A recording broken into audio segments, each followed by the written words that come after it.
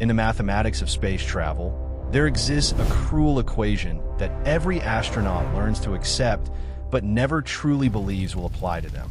The distance between hope and oblivion can be measured in microseconds, in the fragile membrane of a fuel line, in the single corrupted digit of a navigation algorithm. Commander Elias Vance understood this equation in theory, the way one understands that stars eventually die or that the universe will someday grow cold. He understood it right up until the moment his vessel, the Meridian, began screaming its warnings into the void, and theory became the only reality he would ever know again. The planet had no name when he found it. It existed only as a coordinate, a waypoint on the edge of the Kepler abyss, a region of space so empty that light itself seemed to grow tired crossing it. The Meridian's emergency protocols had locked onto its gravity well the way a drowning man locks onto driftwood, without choice, without hope, with only the desperate instinct to reach for something solid before the darkness takes everything. The descent was not a landing so much as a controlled surrender, a negotiation between physics and mortality that left Elias alive, but buried in the wreckage of everything that had brought him this far from Earth. He woke to silence, not the silence of a quiet room or a sleeping city, but the silence of a world that had never known sound, a silence so complete it felt like pressure against his eardrums. The sky above him was the color of old rust, a dim and suffocating amber that offered light without warmth.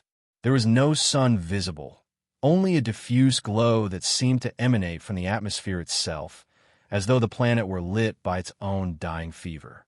He pulled himself from the shattered cockpit and stood, for the first time, on alien ground. The landscape stretched before him in an unbroken expanse of gray, an ocean of fine particulate matter that rose in low dunes toward a horizon so far away it seemed to curve backward. There was no vegetation, no water, no movement of any kind. The planet presented itself as a corpse, a world that had exhausted its possibilities eons ago and now waited in the patient silence of the dead for the universe to forget it entirely. His suit registered the atmosphere as thin but breathable, a statistical anomaly he noted without gratitude. Survival was not yet something to celebrate. Survival was simply the beginning of a longer question, one that began with how and ended somewhere in the uncharted territory beyond why. The first days passed in the mechanical rhythms of isolation.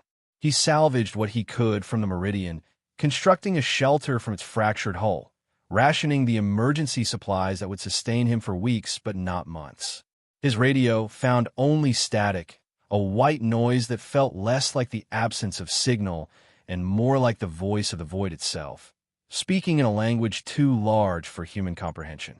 He walked the perimeter of his crash site in widening circles, mapping the terrain with the disciplined precision of a man who understood that purpose, any purpose, was the only defense against the gravity of despair. It was on the seventh night, if night could be called what happened when the amber sky simply dimmed to a deeper shade of rust, that Elias first noticed something wrong with the sand. He had been sitting outside his shelter, watching the horizon for no reason other than the need to watch something, when the ground beside him rippled. It was subtle, almost imperceptible, the kind of movement that could be dismissed as a trick of exhausted eyes or the settling of sediment beneath his weight. But the ripple traveled outward in a perfect circle, as though something beneath the surface had stirred, and then it was gone. He pressed his hand to the ground and felt nothing but the cool, dry texture of dead mineral. He told himself it was nothing.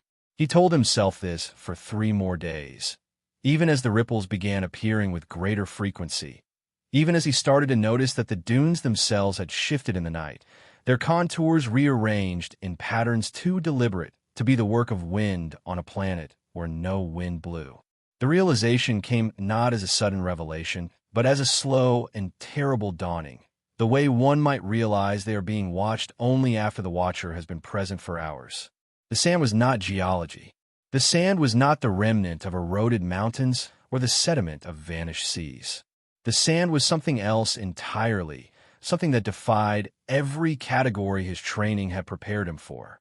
It moved with intention. It responded to his presence. It was in some way he could not yet comprehend, aware. He began conducting experiments with the cautious rigor of a man who understood that his survival might depend on what he discovered.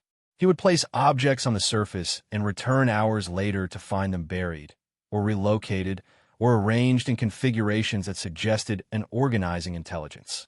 He would walk a path and find that the ground behind him had smoothed itself, erasing his footprints with the patience of a tide. At night, he would lie awake in his shelter and listen to the sound that was not a sound, a vibration that seemed to travel through the ground and into his bones, a frequency that felt almost like language. The loneliness of space is a well-documented phenomenon, a slow erosion of the self that astronauts are trained to recognize and resist. But this was something different. This was not the absence of connection, but the presence of something that existed beyond the boundaries of connection as he understood it. The planet was not dead. The planet was a single organism, a vast and ancient entity that had distributed its consciousness across every grain of its surface. He was not stranded on a barren rock. He was standing on the skin of a sleeping god. This understanding should have terrified him, and perhaps in some deep and unreachable part of his mind, it did.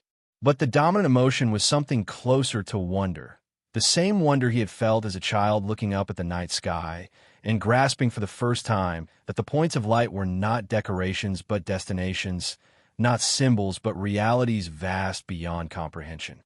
He had spent his entire career searching for evidence that humanity was not alone in the universe, and now he had found it in the most unexpected form imaginable, not in radio signals or ancient ruins or organisms swimming in subsurface oceans, but in the ground beneath his feet, in a form of life so alien that it redefined the meaning of the word.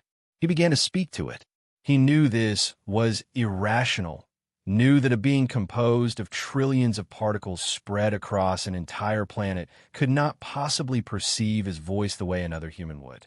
But communication is more than language, and language is more than sound. He spoke because speaking was the only gesture he could make, the only way he could acknowledge that he recognized its existence and hoped it might recognize his. He told it about Earth, about the blue spheres spinning in a distant arm of the galaxy, about the billions of lives unfolding in their small and precious dramas beneath its atmosphere. He told it about music and mathematics, about love and loss, about the impulse that had driven his species to leave their cradle and venture into the darkness between stars. He spoke until his voice grew hoarse, and then he sat in silence and waited. The response, when it came, was not a response in any conventional sense. There was no message, no signal, no gesture that could be interpreted as communication. Instead, the ground beneath his shelter began to rise. Slowly, over the course of hours, the sand formed itself into a shape, a structure that emerged from the flatness of the landscape like a memory taking physical form. It was a perfect replica of the meridian, reconstructed down to the smallest detail, but whole, undamaged, gleaming in the amber light as though it had never fallen from the sky at all. He stood before it for a long time, trying to understand what he was seeing. It was not his ship, could not be his ship, because his ship lay in ruins 100 meters away. It was a copy, a sculpture, a message. The sand had listened to his stories about Earth and had offered him the only symbol it understood, the vessel that had brought him across the void. It was saying, in the only language available to it, that it had heard him. It was saying that it knew he was far from home. It was saying, perhaps, that it was sorry. The weeks that followed were unlike anything in the recorded history of human experience. Elias became a student of the impossible, learning to read the subtle movements of the dunes the way one might learn to read the expressions of a face. The sand responded to his moods, growing still when he was calm and rippling with something like agitation when he was afraid. It began to anticipate his needs, forming structures that shielded him from the cold of night and collapsed into flatness when a dim light returned. It was learning him, he realized, just as he was learning it, two forms of consciousness reaching across an unfathomable divide to establish the first fragile threads of understanding. He thought often about what he would say if rescue ever came, how he would explain to his fellow humans that they had been asking the wrong questions all along. They had searched for life that looked like them, thought like them, communicated like them. They had imagined alien intelligence as a mirror, a reflection of their own capabilities wrapped in unfamiliar biology. But the universe was older and stranger than their imaginations could contain. Life did not require flesh or blood or the narrow chemistry of carbon and water.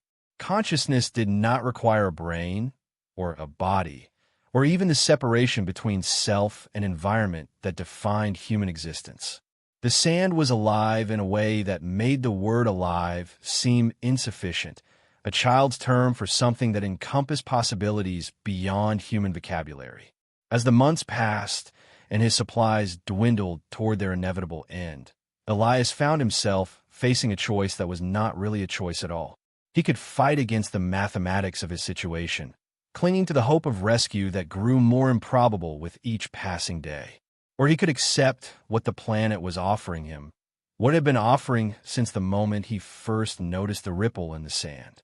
It was inviting him to become part of it, to dissolve the boundaries of his individual existence and join with something larger, something that had endured for millions of years and would endure for millions more. He did not make the decision consciously. Perhaps there was no decision to make.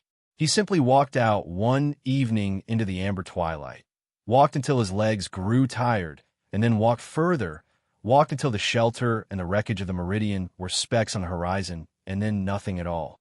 When he finally stopped, he lay down on the soft gray surface and closed his eyes. The sand rose around him like water, gentle and warm, and he felt himself sinking into something that was not death, but was also not life as he had ever understood it. He felt the presence of the planet fill the spaces in his mind where loneliness had lived, and in return he offered it his memories, his dreams, the accumulated experience of 47 years of human existence. The last thing Elias Vance thought, before thinking became something too vast and distributed to be called thought anymore, was that the universe had never been empty. It had been waiting. Every dead rock, every silent moon, every barren expanse in the infinite darkness was not the absence of life, but the presence of something patient, something so different from human expectation that it could exist unseen for eons. He had come to this place looking for survival, and he had found something far more profound.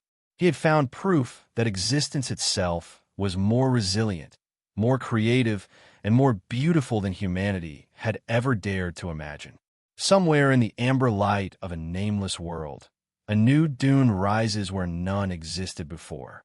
It holds within its countless grains the story of a planet called Earth, the memory of blue skies and vast oceans, and the consciousness of a man who crossed a void only to discover that the void was never empty at all.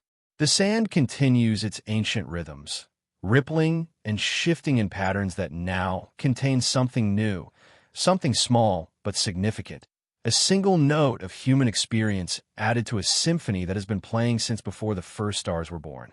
And if you could stand on that distant surface and listen with something other than ears, you might hear it still, the quiet voice of a species that reached for the unknown and found, at last, that the unknown had been reaching back all along.